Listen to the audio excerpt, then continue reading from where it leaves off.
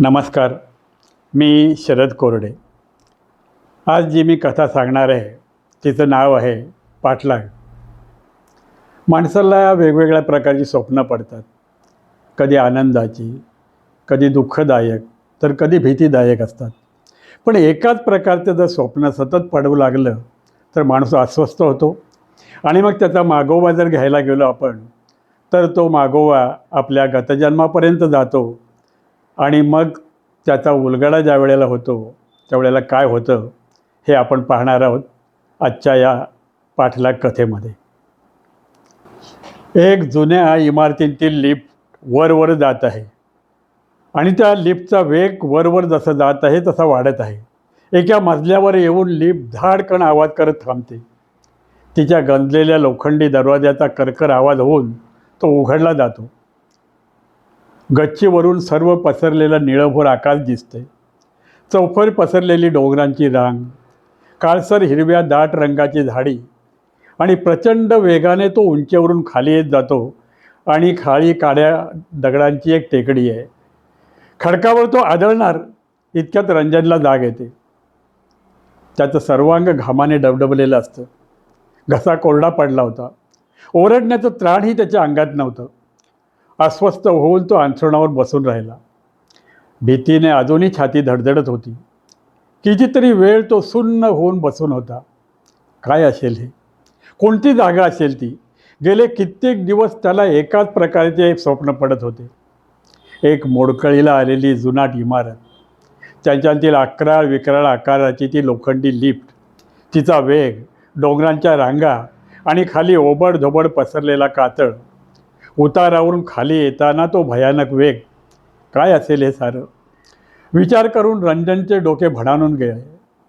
अंथरुणावर उठून त्याने तोंड धुतले, टॉवेलने चेहरा पुसला आणि खुर्चीत बसला. त्या स्वप्नांचा ताण अजूनही त्याच्या चेहऱ्यावर होता. संथपणे उठून त्याने ऑफिसला जायची तयारी केली. रंजन राजपूत हा ब्लेझ नामक ॲडव्हर्टाईज कंपनीचा मालक होता. अल्पावधीत या कंपनीने जाहिरात व्यवसायात आपले चांगले नाव मिळवले होते. अनेक उत्पादक कंपन्या ब्लेझ कंपनीकडून आपली जाहिरात करून घेण्यात प्रतिष्ठा मानत होते. कंपनीचे हे नाव रंजनने आपल्या अथक प्रयत्नांनी, कष्टाने आणि जाहिरातीच्या दर्जाने मिळवलेलं होतं. लहानपणापासूनच रंजनला फोटोग्राफीचं वेड होतं. त्याच्या या छंदामुळे वडिलांनी त्याला महागडे कॅमेरे घेऊन दिले होते. त्याच्या या छंदाचा उपयोग त्याने वडिलोपार्जित व्यवसायाच्या भरभराटीसाठी करावा असे वडिलांना वाटत होते. रंजनचे वडील लालचंद राजपूत यांच्या खोपोलीजवळ एक इलेक्ट्रॉनिक उत्पादनाचा कारखाना होता. कारखान्यातल्या माळ रानावर राजपूत पोल्ट्री नामक नावारूपाला आलेला एक पोल्ट्रीचा व्यवसाय होता. मुंबई पुण्याच्या मोठमोठ्या हॉटेलना या पोल्ट्रींमधून माल पुरवला जात होता. या पोल्ट्री लगतच्या जागेत पशुखाद्याच्या उत्पादनाचा कारखाना टाकण्याचा लालचंद राजपूत यांचा विचार होता. त्यासाठी रंजनने या व्यवसायाकडे पाहावे व आपल्या कामात हातभार लावावा अशी त्यांची इच्छा होती. पण ग्रॅज्युएट झाल्यानंतर रंजनने आपली स्वतःची ॲडव्हर्टायझिंग कंपनी टाकल्यामुळे वडील नाराज झाले होते. कालांतराने वडील व रंजन यांच्यातील तणाव वाढत गेला. रंजनने सायलमधील वडिलांचे घर सोडून गिरगावात एक आलिशान ब्लॉक घेतला. आता आई वडिलांचे जाणे केवळ औपचारिक व सणासुदीच्या दिवसापुरतेच मर्यादित राहिले. रंजन मुळातच हुशार, उंचपुरा, देखणा, रंगाने उजळ व समोरच्या व्यक्तीवर छाप पडेल असे व्यक्तिमत्व असलेला होता. खरे तर नाटक चित्रपटात नायक शोभावा असे त्याचे आकर्षक व्यक्तिमत्व होते. इतर कंपन्यांमध्ये काम न करता आपण स्वतःच्या पायावर उभे राहावे आणि आपल्या इंडस्ट्रीचं साम्राज्य उभारावे असे त्याचे ध्येय होते. आपल्या अभ्यासू वृत्तीमुळे, चिकाटीमुळे रंजनने जाहिरात क्षेत्रात नाव कमावले होते. अनेक उत्पादक, नाट्य, सिने निर्माते आपल्या जाहिराती रंजनकडून तयार करून घेत होते. त्याची कल्पकता, त्याचं व्यवहारांतील मूलभूत जाण त्याला प्रसिद्धीच्या शिखरावर घेऊन गेलं होतं. त्यामुळे रंजनच्या नावाचा कलाक्षेत्रात एक दबदबा निर्माण झाला होता.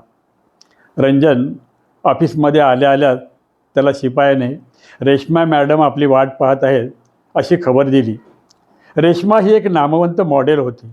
उंच, देखणी, शिडशिडीत शरीरयष्टीची, झिरो फिगरमुळे, मनमिळावू आनंदी स्वभावामुळे रेश्मा लवकरच सुपर मॉडेल बनण्याच्या मार्गावर होती.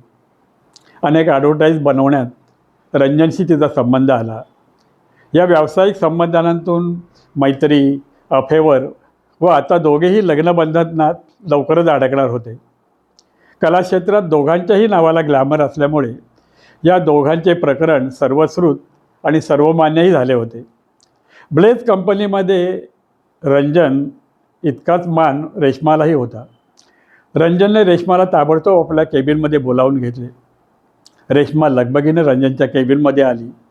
रंजनच्या चेहऱ्यावरील ताण आणि त्याचे तारवटलेले डोळे पाहून रेश्माने त्याला विचारले, रात्री झोपला नाहीस वाटतं की पार्टीत जागरण केलंस? रंजननं तिला नाही म्हणून आपल्या स्वप्नाबद्दल कल्पना दिली. रात्री मागच्याप्रमाणेच ती जुनी इमारत, अजब लिफ्ट, डोंगर, खाली पडताना दिसणारे काळेशार कातळ यांची माहिती दिली. आणि या महिन्यात 3 ते 4 वेळा तरी हा प्रकार झाला असे त्याने सांगितले. रेश्मा, ती इमारत, लिफ्ट, डोंगर, खडक याचा माझ्या आयुष्याशी काय संबंध असेल? रेश्मा म्हणाली, रंजन, फार विचार करू नकोस. त्यात घाबरण्यासारखं असं काही नाही आहे. स्वप्ने आहेत ती. नाही, पण एकाच प्रकारची स्वप्न अनेकदा पडणं यात मानसशास्त्रीय कारण असेल काहीतरी. रंजननी शंका व्यक्त केली. काही मानसशास्त्रीय नाही आणि काही नाही. फार कामाचा ताण घेतोस तू ऑफिसमध्ये. अति ताण आणि एक्झर्शनमुळे होत असेल हे सारं. सोडून दे या विषयावर विचार करणं. रेश्माने त्याला सल्ला दिला. नाही रेश्मा, काहीतरी धागा असेल या स्वप्नांचा माझ्या आयुष्याशी. ती जुनाट इमारत, ती लिफ्ट, डोंगर, अगं काही वेळेला गावातले ते नागमोडी रस्ते, ते पूल, कधी कधी तर देवळांची रांगसुद्धा दिसते मला सरोवराकाठी. रंजन, अधिक विचार करू नकोस. हे बघ, तू शूटिंगचे व्हिज्युअलायझेशन स्वप्नामध्ये करायला लागलेलं आहेस आणि त्यात गुंतायला लागलेलं आहेस. तुला किती वेळा मी सांगितलं की कामाचा ताण फार घेऊ नकोस. अरे, प्रत्येक कामात स्किल असलेली चांगली माणसं आहेत आपल्या कंपनीमध्ये. प्रत्येक कामातील बारीक सारीक गोष्टीत तू इंटरफेअर करतोस, त्याचा हा परिणाम आहे. रेश्माने नेमके रंजनच्या कामाच्या पद्धतीवर बोट ठेवले होते. पण रेश्मा, आपण उद्या एका सायकॅट्रिस्टकडे जाऊया. मी अपॉइंटमेंट घेतली त्यांची, उद्या सायंकाळची. प्लीज जरा भेटूया उद्या जाणं जाऊन. रंजनने रेश्माकडे विनवणी केली. ठीक आहे, तुला बरे वाटावे म्हणून येईन मी तुझ्यासोबत. रेश्माने संमती दिली आणि दुसऱ्याच दिवशी संध्याकाळी डॉक्टर मिलिंद डोंगरे यांच्या दवाखान्यात रेश्मा व रंजन शिरले. डॉक्टर डोंगरेंनी त्याला ताबडतोब आत बोलवले. रंजनने त्याला आपल्या सातत्याने पडणाऱ्या त्याच स्वप्नांची माहिती दिली आणि या स्वप्नांनी आपल्या मनावर होणाऱ्या परिणामांचीही माहिती दिली. डॉक्टरांनी रंजनकडून बारीक सारीक तपशील विचारून घेतले आणि शेवटी आपण काढलेले तात्पर्य त्यांना सांगितले. मिस्टर रंजन, जीवनातील ताणतणावांचा निचरा होऊन मन मोकळे व्हावं म्हणून स्वप्नांची योजना निसर्गदाच केलेली असते. स्वप्नांमुळे मेंदू ताजातवाना होतो आणि नवी आव्हाने पेलण्यास आणि नव्या योजना आखण्यास माणूस पुन्हा सक्षम होतो. तुमच्या स्वप्नाचा अर्थ काढण्याच्या फंदात तुम्ही न पडणे चांगले. थोडक्यात सांगायचे तर घाबरण्यासारखं काही नाही आहे. तुम्ही तुमच्या कामात लक्ष द्या, मात्र असह्य ताण मनावर घेऊ नका. डॉक्टरांनी तपाशी अंती आपले मत सांगितले आणि रंजनला निरोप दिला. रेश्मानेही रंजनला आता विनाकारण अधिक विचार करून स्वतःला त्रास करून घेऊ नकोस, तुला काहीही झालेलं नाही असा सल्ला दिला. गावांतील मातीच्या अरुंद नागमोडी वळणाच्या रस्त्याने पुढे गेल्यावर एक छोटीशी कमान लागते. त्याच्या खाली पूल आहे. पूल पार केल्यावर डाव्या हाताला वळणावर एक सुंदर सरोवर आहे. त्याच्या काठी सुंदर फुलझाडे, त्यामागे लहान सुंदर छोटी छोटी देवळे आणि त्या देवळांवर छाया धरणारी पिंपळ वडाची डेरेदार झाडे, झाडांच्या पलीकडे दिसणारी उंच तर उंच डोंगरांची रांग, यावरून अस्पष्ट दिसणारी ती जीर्ण इमारत आणि इमारतीतील ती विशालकाय लिफ्ट, इमारतीची ओबडधोबड गच्ची, खाली विस्तीर्ण पसरलेला काळा काळा कातळ, हा म्हणता उंचावरून आपण वेगाने कातळाच्या दिशेने भिरकावलं जातोय असं हाय होऊन किंचाळत घाबरून रंजन झोपेतून जागा झाला. आपल्याला पुन्हा त्याच प्रकारचं स्वप्न पडले पाहून रंजन आणखीनच हादरून गेला. बऱ्याच वेळापर्यंत अंथरुणावर तसाच पडून होता. काय करावे त्याला सुचेना. त्याने रेश्माला फोन लावला. रेश्मा, कुठे आहेस तू? अधीर त्याने विचारलं. तू असशील तशी माझ्याकडे ये, मला तुझ्याशी काही महत्त्वाचे बोलायचे आहे असे म्हणून त्याने फोन ठेवला. उठून तोंड वगैरे धुवून घेतलं, चहा घेतला. अस्वस्थतेने त्याला काही सुचत नव्हतं. थोड्या वेळाने लगमगीने रेश्मा आली. इतक्या घाईने बोलवल्यामुळे तीही घाबरली होती. रंजनने तिला बोलवल्याचं कारण सांगितलं. रेश्मा, आज पुन्हा त्याच प्रकारचं स्वप्न पडलं मला. So what? रंजन, अरे त्यात घाबरण्यासारखं काय आहे? रेश्मा वेचायते. असं त्या स्वप्नांचा अनुभव अगं मी घेतो त्यावेळेला माझी काय अवस्था होते हे मीच अनुभवतो. रेश्मा, माझे मस्तक फुटायची वेळ येते, श्वास गुदमरतो माझा, प्रचंड घाबरतो मी. रंजन, आपली असहायता सांगतो. रंजन, आपण डॉक्टरांकडे जाऊन आलो आहे, तुला काही झालेलं नाही असं डॉक्टरांचं मत आहे. तिने त्याची समजूत घालण्याचा प्रयत्न केला, पण रंजनला ते पटेना. त्याने आणखी मोठ्या तज्ज्ञ डॉक्टरांची भेट घेण्याचा विचार बोलून दाखवला. रेश्माला ते पटेना, पण रंजनच्या आग्रहाखातर ती तयार झाली. बॉम्बे हॉस्पिटलमधील एका नामवंत डॉक्टरांची अपॉइंटमेंट त्याने घेतली. त्यानुसार बॉम्बे हॉस्पिटलमध्ये तो पोचला. निशांत गोयल हे त्या नामवंत डॉक्टरांचं नाव होतं. या विषयावर त्यांनी अनेक वर्ष संशोधन केले होते. देशोदोषीच्या वाऱ्या केल्या होत्या. अनेक सामाजिक संस्थांमार्फत त्यांनी या विषयावर व्याख्यानं दिली होती. मुंबईतही महत्प्रयासानं त्यांची भेट मिळाली होती. आपल्या डिपार्टमेंटमधले सर्व पेशंट गेल्यानंतर त्यांनी रंजनला बोलावलं. रंजनने त्यांना आपली सर्व कहाणी सांगितली. अनेक बारीक सारीक तपशील मुद्दे डॉक्टर यांनी त्यांना विचारून घेतले. फॅमिली बॅकग्राऊंड, मित्रमैत्रिणी, ऑफिसमधले कामाचे स्वरूप, नातेवाईक, क्लायंट यांच्याबरोबरीचे त्यांचे संबंध, सारे काही जाणून घेऊन डॉक्टर गोयल यांनी नव्या टेक्नॉलॉजीप्रमाणे अत्याधुनिक मशिनमधून ECG चाचणी करायची ठरवली. या चाचणीद्वारे मेंदूंतील लहरीचा आलेख पेपरवर येतो. रंजननी संमती दिल्यावर डॉक्टरांनी ECG काढला. तेव्हा डॉक्टरांच्या असे लक्षात आले की रंजनच्या मेंदूने स्वप्न लहरींची नोंदच घेतली नाही आहे. डॉक्टर मनातल्या मनात हसले व मशिनरी व उपकरणे आवरून त्यांनी रेश्मा व रंजन यांना समोर बसवले आणि शांतपणे बोलायला सुरुवात केली. मिस्टर रंजन, तुम्हाला काहीही झालेलं नाही आहे. तुमच्या मेंदूने कुठल्याही लहरींची नोंद घेतली नाही याचा अर्थ तुम्हाला स्वप्नेही पडलेली नाही आहेत. डॉक्टर शांतपणे आणि ठामपणे त्याला सांगत होते. हे ऐकून रंजन चक्रावला. पण डॉक्टर, हे कसं शक्य आहे? मी हे सारे देखावे पाहतो, प्रत्यक्षात कधी दिसले तर मी अगदी क्षणात ते ओळखू शकतो. गच्चीवरून पडण्याचा थरार मी अनुभवतो. मी प्रचंड घाबरतो. आणि डॉक्टर रंजनला गप्प करतात. रंजन, तुम्हाला काहीही झालेलं नाही आहे. तुमच्या या स्वप्नात गुंतून जाऊ नका. आनंदाने नॉर्मल आयुष्य जगा. पॉझिटिव्ह विचार करा. तुमच्या सर्व सहकाऱ्यांशी प्रेमाने सहकार्याने वागा. मग बघा, तुमच्या मनात निर्माण झाले हे स्वप्नांचं जग पार वितळून जाईल.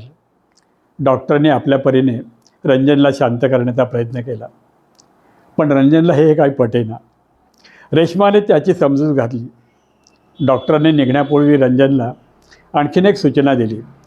मिस्टर रंजन, तुम्ही पुढच्या आठवड्यात याच वेळी या आपण तुम्हाला हिप्नोटाईज करून तुमच्या अंतर्मनाला सूचना देऊन तुमच्यात नवा आत्मविश्वास निर्माण करू. सारं काही ठीक होईल. ओके. डॉक्टर रंजन आणि रेश्माला निरोप दिला.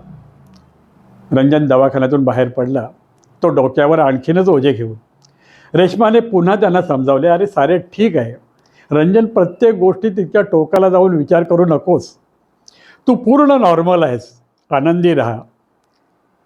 रंजनने निमूटपणे ऐकून घेतले. रेश्माने त्याला दुसऱ्याच दिवशी ऑफिसला सुट्टी घेऊन स्टर्लिंगमध्ये नवा लागलेला सायलेन्स ऑफ द लॅम्ब हा चित्रपट पाहायला नेले. रंजनही आनंदात होता. स्टर्लिंगमधून बाहेर पडून दोघेही नरिमन पॉईंटवर फिरायला गेले. तिथे भेळ खाल्ली, आईस्क्रीम घेतल्या आणि पायी चालत दोघेही फोर्टला आले. समोर जहांगीर आर्ट गॅलरीच्या नामवंत चित्रकारांचं प्रदर्शन भरलं होतं. चित्रांचा विषय होता माय व्हिलेज, रंजनचा आवडीचा विषय. अनेक चित्रकारांच्या कलाकृती रंजन पाहत असे, त्यांचा बारकाईने अभ्यास करत असे, चित्रकाराचा मोटिव्ह फोर्सही जाणत असे. रंजनमध्ये कृतींबद्दल ही आवड आणि जाण कशी निर्माण झाली हे त्यालाही कळत नव्हते. पण पेंटिंग दिसले की तो मोहून जायचा. समोरच्या दालनावर माय व्हिलेजचा बॅनर पाहून तो गॅलरीत शिरला. रेश्मासह त्याने निरनिराळ्या चित्रकारांची रेखाटलेली चित्रे, आपल्या गावाची सुंदर चित्रे तो पाहत होता. खेड्यांतील वळणदार रस्ते, नदी, तलाव, नटलेली वनराई, डोंगर, दऱ्या, एकना अनेक चित्रकृती पाहून तो मोहून गेला. दोघेही आस्वाद घेत ती सारी चित्रे निहाळत होते. इतक्यात एका ठिकाणी पेंटिंग पाहत असताना त्याला एकदम धक्का बसला. त्याच्या डोळ्यावर विश्वासच बसेना. समोरची चित्रे पाहून तो हादरला. त्याच्या कपाळावर घामाचे थेंब जमले. रेश्माचा हात घट्ट धरून तो निवांत तिथेच क्षणभर थांबला. काय होतंय तुला? तू असा अस्वस्थ का झालायस? रेश्माने काळजीने त्याला विचारले.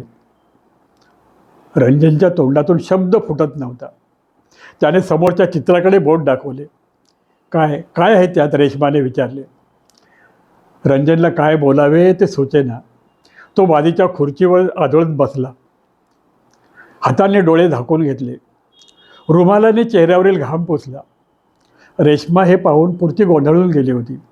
बरं वाटत नाही का तुला? डॉक्टरांकडे जाऊया का आपण? नाही नाही, मला बरं वाटतंय. आता अगं, समोर जी चित्रे आहेत ती मी स्वप्नात पाहतो, तोच नागमोडे रस्ता, त्याच्यावरील लोखंडी कमानीच्या पुलाचे ते चित्र, ते बाजूला एका विस्तीर्ण तलावाचे आणि त्यात प्रतिबिंब झालेल्या देवळांच्या रांगांचे चित्र, तो घनदाट झाडीने वेढलेला डोंगरांचा सुळका, हे सारं मी पाहिलं आहे.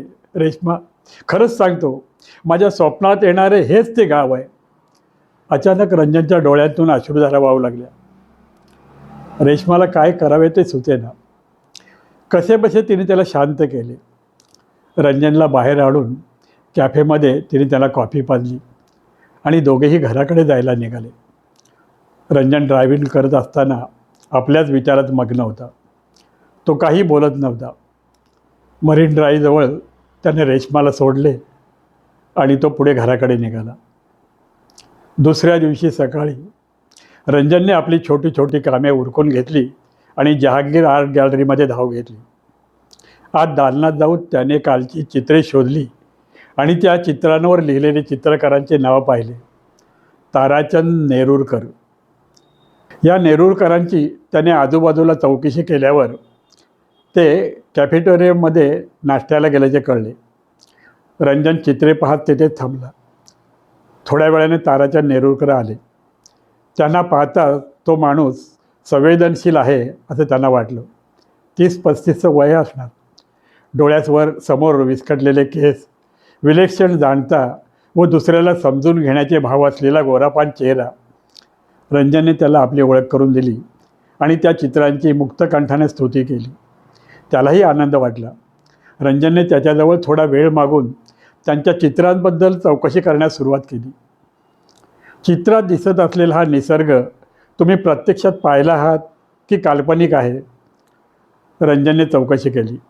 काल्पनिक नाही, हे माझं आजोळ आहे, माझ्या मामाचं गाव.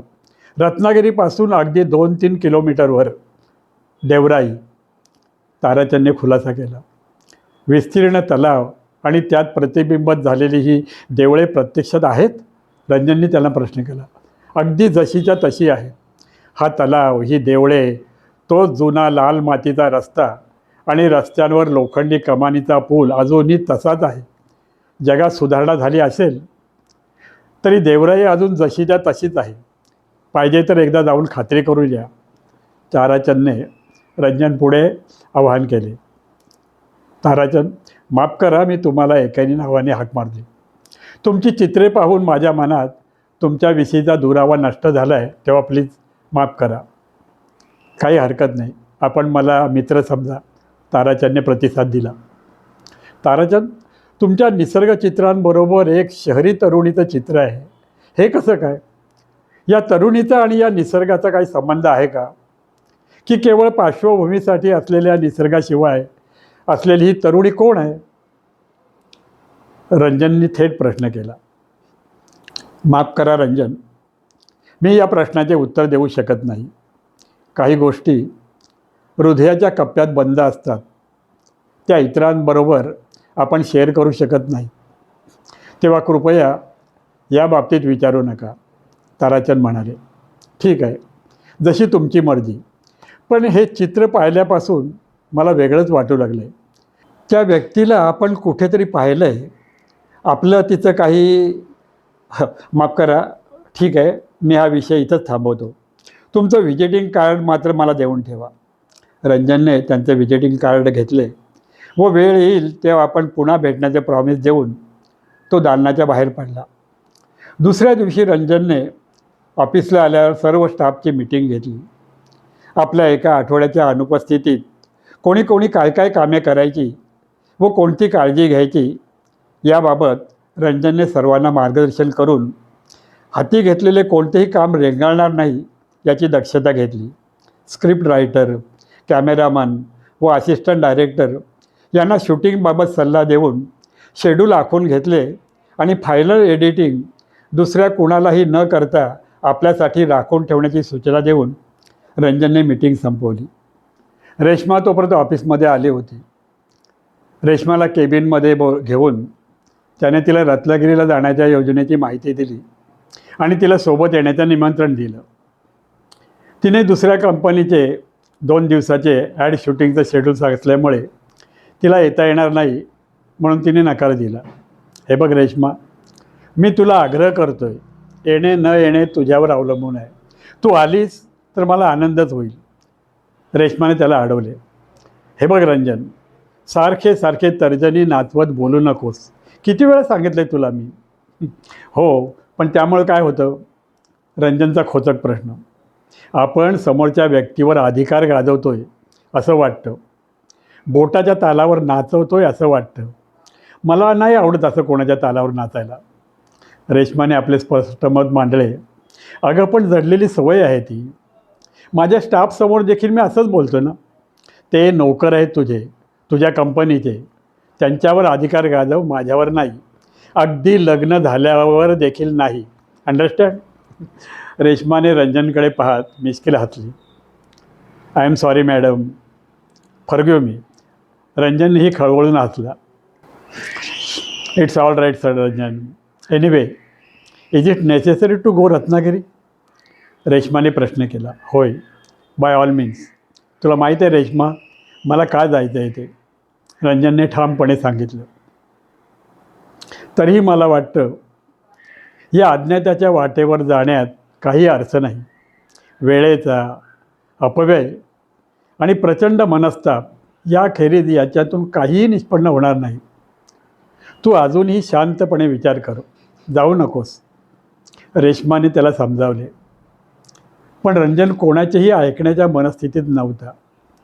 दुसऱ्या दिवशी तो आपली कार घेऊन रत्नागिरीच्या दिशेने निघाला. रात्री रत्नागिरीला पोहोचला. तिथे एका हॉटेलमध्ये रूम घेऊन त्याने मुक्काम ठोकला. हॉटेलमधील वेटरसोबत घेऊन सकाळी देवराईला आला. तो मोठा तलाव, त्याच्या आजूबाजूला पसरलेली पिंपळाची वडाची झाडे, अनेक फुलझाडे, वेली त्याच्यावरील रंगीत डोलणारी फुले, छोटी छोटी देवालये, एका पिंपळाच्या झाडाखाली तो बसला. चारी दिशेला पाहून तो सृष्टी सौंदर्याचा आस्वाद घेत होता. समोर पसरलेली दाट वनराई, विस्तीर्ण डोंगराची लांबच लांब रांग, तो डोंगराचा सुळका. कितीतरी वेळ रंजन हे निहाळत होता. देवळांतून दर्शन घेत घेत तो तिथे फिरला. ताजातवाना होऊन तो एका खडकावर बसला. जवळपास जेवणाची व्यवस्था होईल की काय, असे घर किंवा हॉटेल आहे का ते पाहायला त्याने वेटरला गावामध्ये पाठवले आणि तो मनमुराद आजूबाजूला फिरत राहिला. एका अरुंद तांबड्या रस्त्याने तो नाल्यावरील छोट्या पुलाजवळ आला. लोखंडी कमान असलेला आणि मोडकळीत आलेला तो पूल त्याने पाहिला. ही ठिकाणे आपण स्वप्नात अनेकदा पाहत होतो, आज प्रत्यक्ष पाहून तृप्त होत होता. तोच शाळेत निघालेले काही विद्यार्थी त्या पुलावरून पुढे जात होते. रंजनने त्यांना अडवले आणि इथे एक अशी जुनी इमारत आहे का की ज्यामध्ये लिफ्ट आहे, अशी वास्तू या भागात आहे का, अशी विचारणा केली. विद्यार्थ्यांनी सांगितले, अहो ती तर शंकराच्या देवळाच्या पलीकडच्या वाडीत, पारशाचं घर म्हणतात त्याला, असे सांगून विद्यार्थी आपल्या मार्गाने निघून गेले. एव्हाना रंजनने पाठवलेला वेटर परत आला होता. ऑर्डर दिली तर धर्मशाळेतच ब्राह्मण जेवण आणून देतो असे त्यांनी सांगितले. रंजनने त्याच्याजवळ दुपारच्या जेवणा देण्याची ऑर्डर देण्याची व्यवस्था केली. वेटर येईपर्यंत तिथेच थांबला. थोड्या वेळाने तो आल्यावर रंजन त्याला घेऊन पारशाचं घर शोधायला निघाला. शंकराच्या देवळाजवळ आल्यावर पलीकडच्या वाडीत ती भग्न इमारत त्याला दिसली. आजूबाजूला माणसं नव्हती. धीर करून दोघेही इमारतीच्या जवळ आले. विस्तीर्ण 3 मजली इमारत ठिकठिकाणी ढासळलेली होती. अर्धवट मोडलेला लोखंडी दरवाजा ढकलून रंजन इमारतीच्या प्रवेशद्वारापाशी आला. आतून 2 कुत्रे धावत आले आणि त्यांनी जोराजोराने रंजनकडे पाहून भुंकायला सुरुवात केली. आतून आवाज आला, कोण आहे? रंजनने वरच्या मजल्यावर बघून, मी आहे, रंजन राजपूत, मुंबईहून आलो आहे, तुमच्याशी काम आहे, उत्तर दिले. सोन्या गप्प बस, वरून कुत्र्यांना दरडवण्यात आले. त्यानंतर विठा त्यांना घेऊन वर ये अशी आरोळी ऐकू आली. थोड्या वेळाने ही विठा नामक बाई रंजनला व वेटरला घेऊन वर आली. खालच्या मजल्याच्या जिन्यावर ती ऐतिहासिक लोखंडी लिफ्ट होती. तिचे लोखंडी दरवाजे पार गंजून गेले होते. लिफ्टचे अवाढव्य धूळ कित्येक दिवसापासून बंद पडून तळमजल्यावर ठाण मांडून बसले होते. सिमेंटच्या मोठ्या पायऱ्या चढत रंजन पहिल्या मजल्यावर आला. समोरच्या अवाढव्य खुर्चीत मालकीण बसली होती. तिची करडी नजर रंजनवर रोखली होती. हातानेच तिने त्यांना समोरच्या खुर्चीत बसण्याचा इरादा केला. समोर बसतात रंजन तिच्या व्यक्तिमत्वाने भारून गेला. 60-70 वय असावे त्या बाईचे. त्या चेहऱ्यावर तारुण्यातील देखणेपणाच्या खुणा अजूनही होत्या. उंचीपुरी भरदार देहयष्टी, लांबट रेखीव गोरा चेहरा, निरागस पण आकर्षक चेहऱ्यामागे लपलेल्या भोगलेल्या दुःखाच्या छटा स्पष्ट दिसत होत्या. वयोमानानुसार रुपेरी झालेले केसांचे जाळे, पण वेध घेणारे भेदक डोळे. रंजन सारे आपल्या सराईत नजरेने पारखत होता. कोणत्या कामासाठी आला आहात तुम्ही? म्हातारीचा थेट प्रश्नाने रंजन भानावर आला. मी रंजन, मी जाहिरातीच्या शूटिंगसाठी, लोकेशन हंटिंगसाठी आलो आहे. मला असा जुना बंगला व गावांतील तलावांचे शूटिंग करायचे आहे. रंजनने सुचेल तसे ठोकून दिले. त्यासाठी मुंबईहून इतक्या लांब आलात तुम्ही? दुसरा प्रश्न, होय, मला ज्या प्रकारचे वातावरण आणि इमारत पाहिजे तेच हे ठिकाण आहे. तुमची परवानगी असेल तर मी माझी टीम घेऊन येऊन इथेच शूटिंग करेन. रंजनने पुन्हा खडा टाकला. ठीक आहे, माझी काही हरकत नाही, पण वाटेल ते लोक घरात घुसलेले मला आवडणार नाही. या वास्तूत दंगामस्ती केलेली मला चालणार नाही. आणि दुसरे म्हणजे या वास्तूत कुणीही बाहेरची माणसं राहणार नाहीत. कामापुरतं यायचं आणि संध्याकाळी इथून जायचं, कळलं?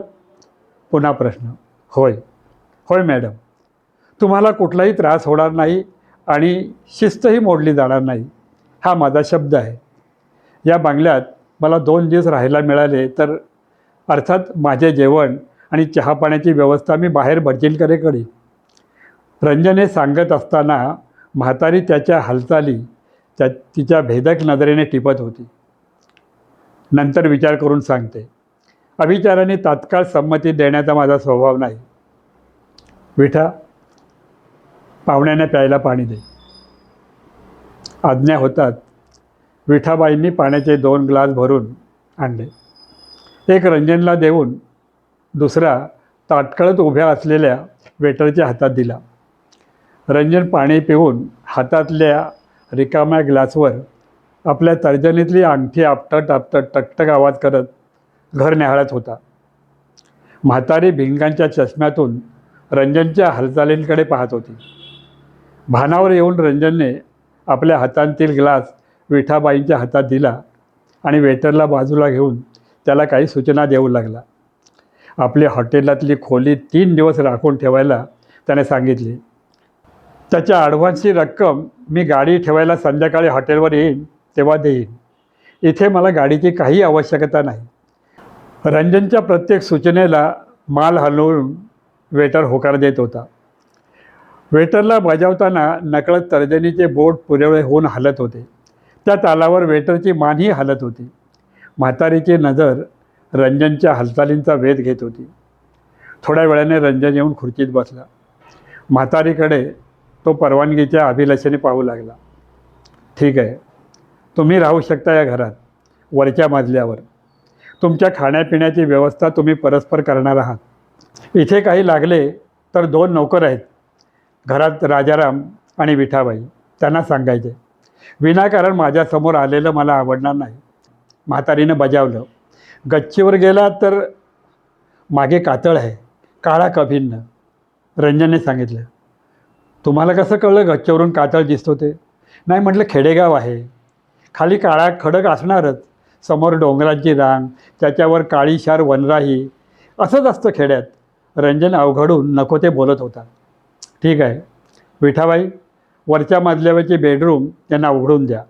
गादीवरची चादर बदला आणि ते पाण्याचं भांडं ठेवून द्या. म्हातारीने आज्ञा करतात विठाबाई वरच्या मजल्यावर निघून गेल्या. आनंदाने भान न राहून रंजनने पुढे होऊन म्हातारीचा हात हातात घेतला. थँक्यू थँक्यू थँक्यू म्हणत त्याने जोराने हात हलवला. तिच्या चेहऱ्यावरची रेघाही हलली नाही. निर्जीवपणे तिने हात सोडून घेतला आणि आतल्या खोलीत गेली. रंजनने विठाबाईंना सांगून माझे सामान रत्नागिरीत आहे, ते घेऊन मी रात्री किंवा उद्या इथे येईन असे सांगत असतानाच विठाबाईंनी त्यांना अडवले. साहेब, रात्री इथे येऊ नका. बाईसाहेब रात्री दरवाजा उघडू देत नाहीत. तुम्ही उद्या सकाळीच या, मी सांगते बाईसाहेबांना, असे म्हणून रंजनला निरोप दिला. रंजन वेटरला घेऊन देवळाजवळ भटजींच्या घरी गेला. तेथे जेवण घेतले आणि उद्यापासून 2-3 दिवस जेवण नाश्ता देण्याचे भटजींना सांगून त्याने गाडीत बसून रत्नागिरीचा रस्ता धरला. बाजारात जाऊन त्याने 2 दिवसांसाठी आवश्यक ते सामान घेतले. ताराचंद चित्रकाराचे कार्ड शोधून त्याला फोन लावला. हॅलो ताराचंद, मी रंजन राजपूत बोलतोय, मुंबईचा. आपण भेटलो होतो जहांगीर आर्ट गॅलरीमध्ये. हां, ओळखलं साहेब, बोला. मी मुंबईत नाही आहे, मी रत्नागिरीला आलो आहे मामाकडे, ताराचंद म्हणाला. मी पण रत्नागिरीत आहे, तुला भेटायचं आहे मला, प्लीज. रंजनने अर्जव केले. मामा आजारी आहेत माझे, म्हणून आलो आहे. कुठे उतरलात तुम्ही? Hotel Shalimar, room number 202. Please तुमची भेट होणं फार अगत्याचं आहे मला. ठीक आहे, मी बघतो, पण रात्री भेटेन 9-9:30च्या सुमारास. ओके, मी वाट पाहतोय, पण ये नक्की. रंजनने आग्रह करीत फोन ठेवला. काय योगायोग होता नेमका बघा. रंजनने फोन करताच ताराचंद रत्नागिरीतच निघाला आणि त्याची भेट आजच होणार या आनंदात आपले सारे काम उरकून तो ताराचंदची वाट बघत हॉटेलमध्ये येरझाऱ्या घालू लागला. ठरल्याप्रमाणे 9:30च्या सुमारास हॉटेल शालिमारमध्ये ताराचंद नेरुरकर आला. त्याला घेऊन रंजन आपल्या खोलीत आला. तुमच्या चित्रांनी मला इथे खेचून आणले. हा निसर्ग, वनराई, या इथल्या वास्तू कुठेतरी मी पाहिल्या होत्या, मला नक्की काही सांगता येणार नाही, पण कोणता तरी असा एक धागा आहे जो मला इथं घेऊन आलेला आहे. ताराचंद, प्लीज प्लीज मला याबद्दल तुम्हाला काही माहिती असेल तर सांगा. आपला मित्र म्हणून, भाऊ म्हणून सांगा. कोण होती ती चित्रातली देखणी बाई? कुठे भेटली तुम्हाला? रंजनने आपले कुतूहल दाखवत विनंती केली. तो जवळजवळ रडकुंडीला आला होता.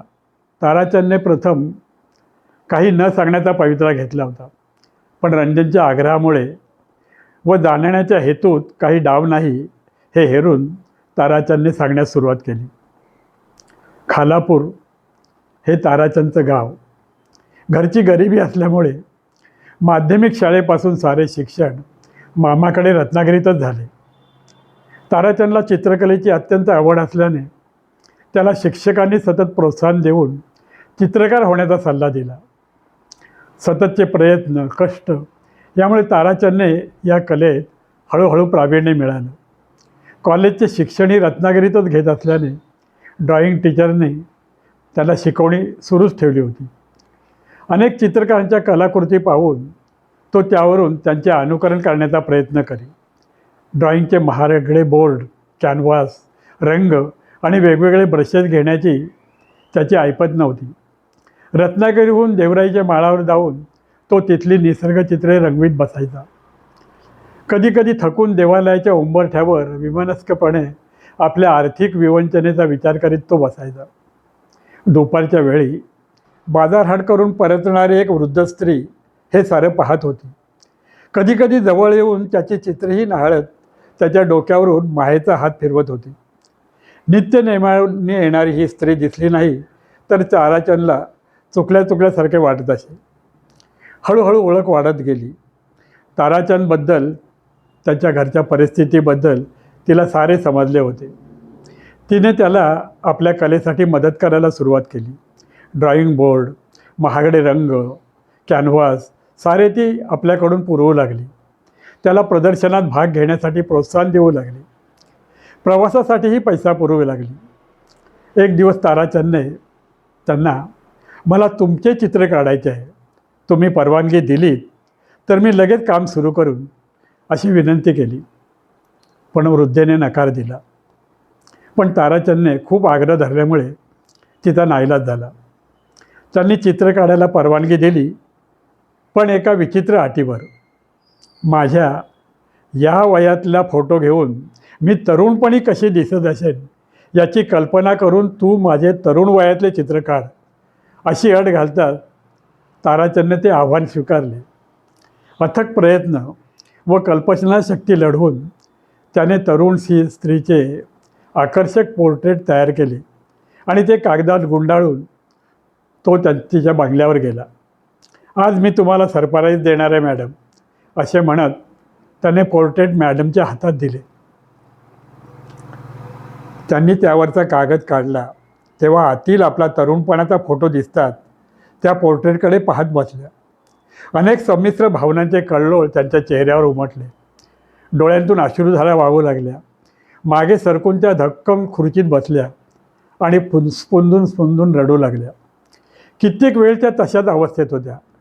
काय करावे, काय बोलावे हे ताराचंदला सुचेना. वाट पाहून तो तिथून सटकला आणि घरी गेला. दुसऱ्या दिवशी देवळात येऊन त्या ताराचंदला भेटल्या. घरी येण्याची विनंती केली. तेव्हापासून ताराचंद त्यांच्या घरातलाच माणूस झाला होता. मुंबईच्या जहांगीर आर्ट गॅलरीच्या प्रदर्शनात त्याने आपली माय व्हिलेजची चित्रे ठेवली, अगदी मॅडमच्या तरुण वयातल्या चित्रासहित. ताराचंदच्या कौशल्याचे खूप कौतुक झाले. चित्रकार म्हणून त्याने कलाक्षेत्रात नाव झाले. त्याच्या प्रगतीमुळे मॅडमलाही आनंद झाला. ताराचंदजवळ त्या भरभरून बोलू लागल्या. आपल्या कुटुंबाबद्दल, आपल्या गतजीवनाबद्दल, वैफल्याबद्दल. मुकुंदराव इनामदारांची ही इमारत रिजवान भरूचा या पारशीग्रस्ताकडून त्याने विकत घेतली होती. या पारशीग्रस्ताने ही इमारत एका ब्रिटिश अधिकाऱ्यासाठी बांधली होती. त्या अधिकाऱ्याने खास लिफ्ट असलेली ही इमारत डोंगर पायथ्याजवळ त्यांच्याकडून बांधून घेतली होती. त्यानंतर हे भरूचा काही दिवसांनी आपल्या मूळ व्यवसायासाठी मुंबईला जाताना ही आपणास नको असलेली इमारत अल्प किमतीत इनामदार या सोन्या चांदीच्या व्यापाऱ्याला देऊन ते मुंबईला निघून गेले. मुकुंदराव असेपर्यंत इमारतीत ही लोखंडी लिफ्ट चालू होती.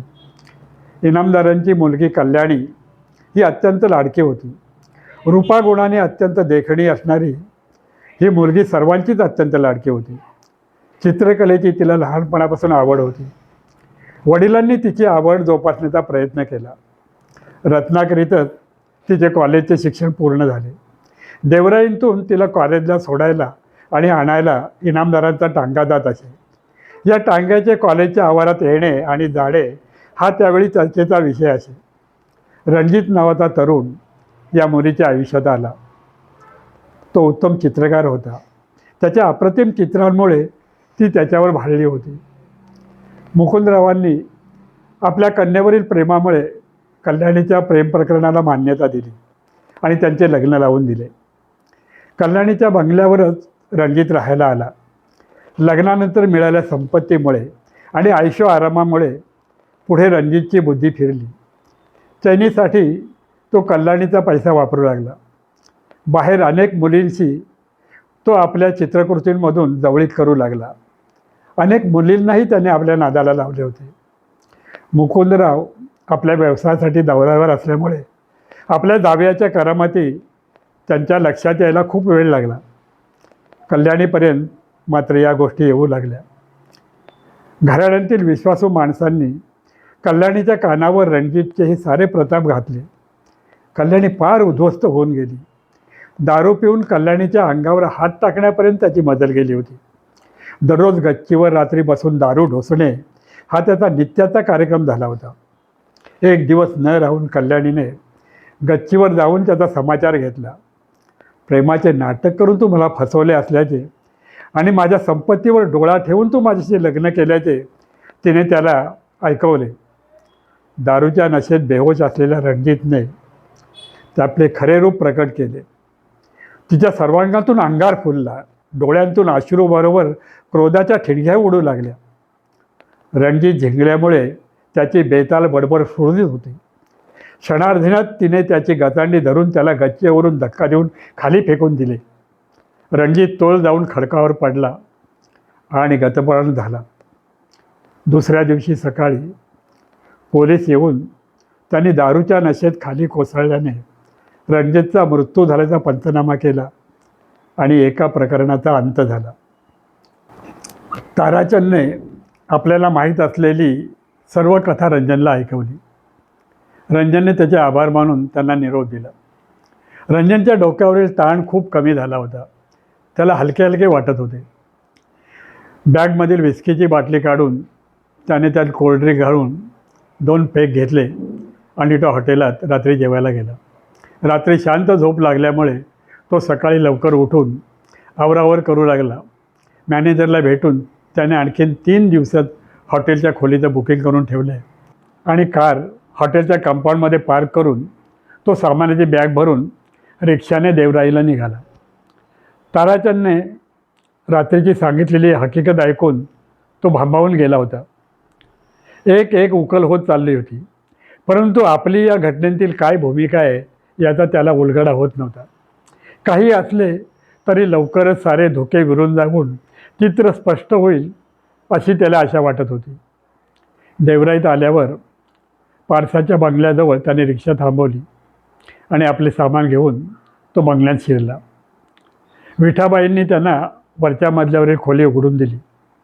मॅडम देवळात गेल्या असल्याने त्या घरात नव्हत्या. थोड्या वेळात राजाराम नावाचा घरचा नोकर येऊन त्याने रंजनची खोली स्वच्छ करून बेडवर नवीन चादर अंथरून व काही काम असल्यास हाक मारा म्हणून तो निघून गेला. मॅडम नाही हे पाहून रंजनने सारी इमारत पाहून घेतली.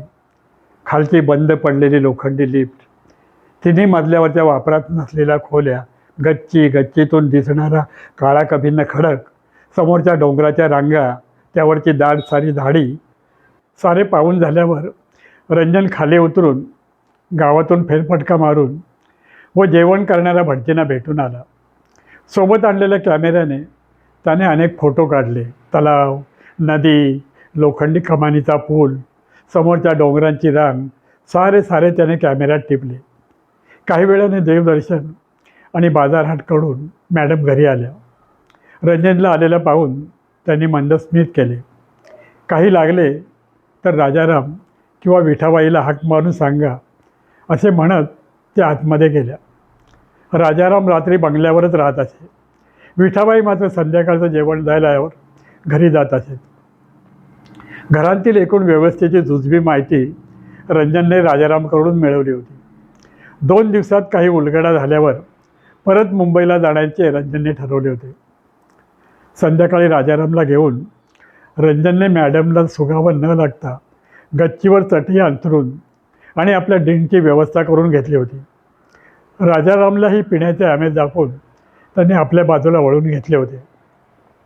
राजारामांनी इमाने इतबाऱ्यावरची गच्ची साफसूफ करून त्यावर चटई अंथरून सारी व्यवस्था चोख करून ठेवली होती.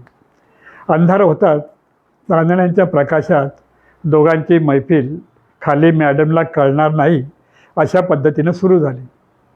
इंग्लिश दारू प्यायला मिळाल्यामुळे राजारामही खुल्ला होता. घरातल्या छोट्या मोठ्या गोष्टी तो रंजनला बिनदिक्कत सांगत होता. रंजनही विस्कीचे घोट घेत राजारामने दिलेली माहिती आपल्या मनात साठवत होता. हळूहळू दोघेही धुंद होत होते. सिगरेट ओढीत दोघेही एकमेकांवर धूर सोडत खिदळत होते.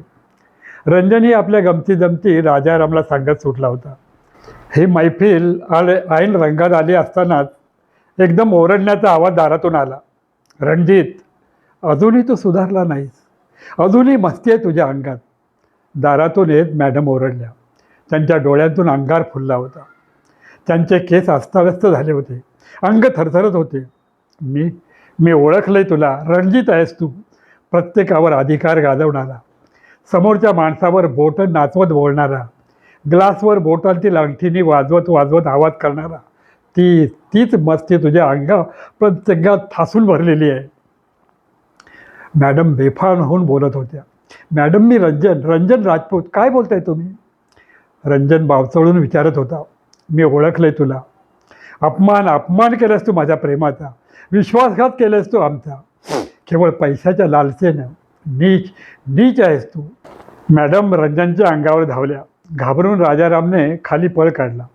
काही न समजून रंजन गच्चीच्या मोकळ्या दरवाजाजवळ उभा राहून मॅडमकडे आश्चर्याने पाहत राहिला.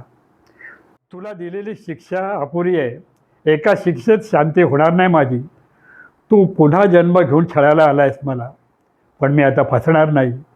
तुला चांगली अद्दल घडवीन असे म्हणत रागाने बेफाम होऊन मॅडमने रंजनवर हल्ला केला. त्याच्या तोंडावर फाड लगावत त्यांनी त्याची गचांडी धरली आणि त्याला मागे ओढू लागल्या. रंजन जीवाच्या आकांताने त्यांना अडवण्याचा प्रयत्न करत होता. चवताळलेल्या मॅडम त्याच्यावर तुटून पडल्या आणि त्यांनी गच्चीवरून रंजनला खाली ढकलले. मॅडमना अडवण्यासाठी धरलेले हात रंजनच्या हातातच असल्याने रंजनच्या सोबत मॅडमही गच्चीवरून खाली घसरू लागल्या. पाहता दोघेही खडकावर येऊन आदळले. काळा कभिन्न खडक दोघांच्या रक्ताने तांबडा लाल झाला.